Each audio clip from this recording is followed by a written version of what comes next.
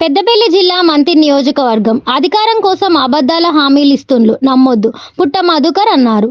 కాంగ్రెస్ ను ఒక్కసారి నమ్మి మోసపోయినాం. 10 ఏళ్ల బీఆర్ఎస్ పాలనపై ఆలోచన చేయలే. జిల్లా పరిషత్ చైర్మన్ పుట్ట మధుకర్ తెలిపారు. అధికారం కోసం ఎన్ని అబద్ధాల హామీలైనా ప్రకటించేందుకు కాంగ్రెస్ వాళ్ళు సిద్ధంగా ఉంటారని, పార్లమెంట్ ఎన్నికల ప్రచారంలో భాగంగా బీఆర్ఎస్ పెద్దపల్లి పార్లమెంట్ అభ్యర్థి కొప్పులీశ్వర్ కు మద్దతుగా మంగళవారం రామగిరి మండలం రామయ్యపల్లి గ్రామంలో జరుగుతున్న ఉపాధి హామీ ప్రదేశాల్లో ఆయన పర్యటించి ప్రచారం నిర్వహించారు.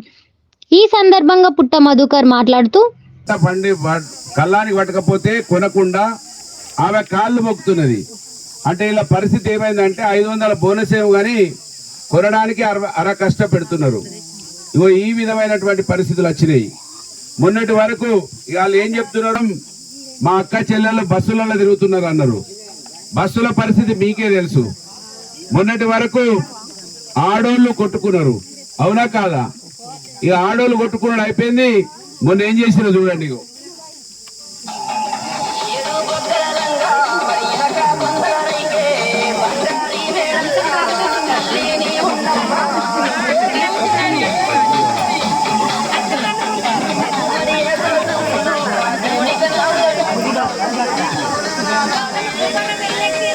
ఇద్దరు మొగోళ్ళు అనుకుంటారు నా పిల్లం కూర్చుంటుంది అంటే నా పిల్లం కూర్చుంటుంది. ఆ పరిస్థితి వచ్చింది కనుక ఇవాళ మనం గిట్లనే ఇంకా మీరే చూస్తున్నారు, టీవీలల్లా సోషల్ మీడియాలలో చూస్తున్నారు. ఆగరాదురా మేము 4 నెలలే వచ్చి మేము చెప్పమన్నామా డేటు? డిసెంబర్ 9 మేము చెప్పమన్నామా? మీరు అడిగినరా? మీకు డేట్ చెప్పమని అడిగినరా? వాళ్ళే 100 రోజుల రూపాయ మీ ఊర్లకి ఇళ్లకి వచ్చి గ్యారంటీ అని సంతకాలు పెట్టి ఇచ్చిరా ఇవ్వలేదా? కార్డులు ఇచ్చిరా ఇవ్వలేదా? 2500 100 రోజుల లోపల ఇస్తా అన్నారా లేదా? 4000 ఇస్తా అన్నారా లేదా? ఇప్పుడు ఆగరాదురా ఏం తొందర వచ్చింది? మేము అన్నామా తొందర వచ్చిందని? మీరే అంటారు కదా. మళ్ళా తొందర వచ్చిందని ఇంకా మీరే చూసిరు. ఒక ఆయన రైతు బంధు పడలేదంటే చెప్పు పట్టి కొట్టుమన్నాడు అన్నాడా లేదా? ఒక మంత్రి చెప్పు పట్టి కొట్టుండన్నాడు రైతు బంధు రాకముందే. కనుక ఈ ఎలక్షన్లు మన కోసం వచ్చినాయి, మీకోసం వచ్చినాయి.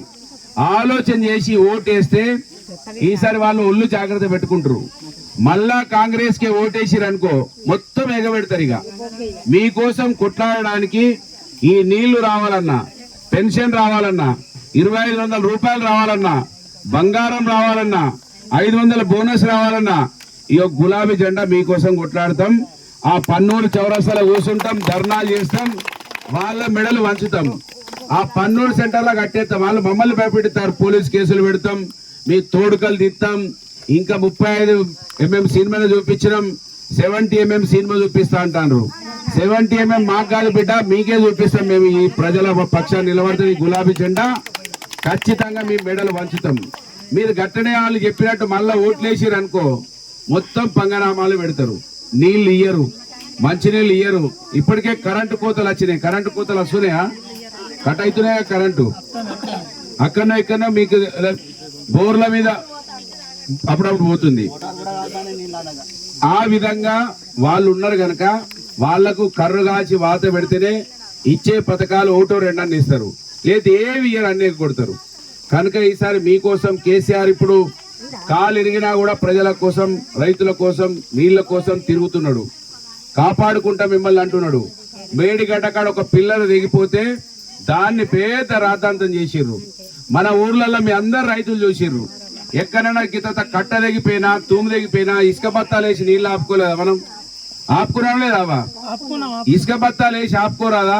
ఆపి నీళ్లు ఇయ్యరాదా? మనసుంటే మార్గం ఉంటది. ఒక కేసీఆర్ ను బదనాం చేయడానికి 1000 ఎకరాలు ఎండబెట్టిండ్రు, 1000 ఎకరాలు నాశనం చేసిండ్రు. పంట పెట్టుబడి పోయింది. మంత్రి కాన్నైతే రైతులు ఈసారి రాండి బిడ్డల చెప్పులు పట్టి కొడతామని రైతులు మాట్లాడుతున్నారు. కనుక మీరు బ్రహ్మాండంగా మన ఈశ్వరన్ అందుబాటులో ఉంటాడు, గోదావరికల్లో ఉంటాడు. ఆయన సింగరేణి ఉద్యోగం చేసిండు, మంత్రి పని చేసిండు, ఆయన మనకు అందుబాటులో ఉంటాడు. ఈ వెంకట సామల కుటుంబం 60 ఏళ్ళైంది మన దగ్గరికి వచ్చి. మన దగ్గర ఓట్లు తీసుకుపోయారు కదా తప్ప మన దగ్గర ఒక ఫ్యాక్టరీ కూడా పెట్టలే, ఓ 10 మందికి ఉద్యోగాలు కూడా పెట్టేయలే. వెంకట స్వామి కొడుకులు ఇద్దరికి ఇక్కడ ఎవరన్నా పిల్లలన్నా పెళ్లి చేయలే. వెంకట స్వామి మనవలకు మనవరాళ్లకు ఇక్కడ పిల్లలు పెళ్లి చేయలే. వాళ్ళకి ఇక్కడ ఎస్సీలు లేనట్టు కాంగ్రెస్ వాళ్ళు మళ్ళా వాళ్ళ మనవనికి ఇచ్చారు. ఒకటే ఇంట్లో నుంచి 3 ఎమ్మెల్యేలు, ఇప్పుడు 2 ఎమ్మెల్యేలు, ఒక ఎంపీ అభ్యర్థి ఉన్నాడు. కనుక రేపు వీళ్ళే గెలుస్తుంటే మన దగ్గర రామాపల్లెలు ఉన్న ఎస్సీలో మంత్రులు ఉన్న ఎస్సీలో మరి ఎప్పుడు వాళ్ళు కూడా ఎమ్మెల్యేలు కావాలి, ఎంపీలు కావాలి.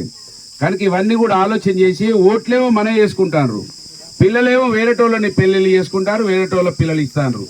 తర్వాత ఉద్యోగాలేమో వేరే రాష్ట్రాలలో ఇస్తారు, మనకు ఉద్యోగాలు ఇయ్యరు, మనకు నయా పైసాల ఛాయ్ కూడా తెలియదు. ఓట్లు వస్తే నోట్లు పట్టుకొని వస్తారు.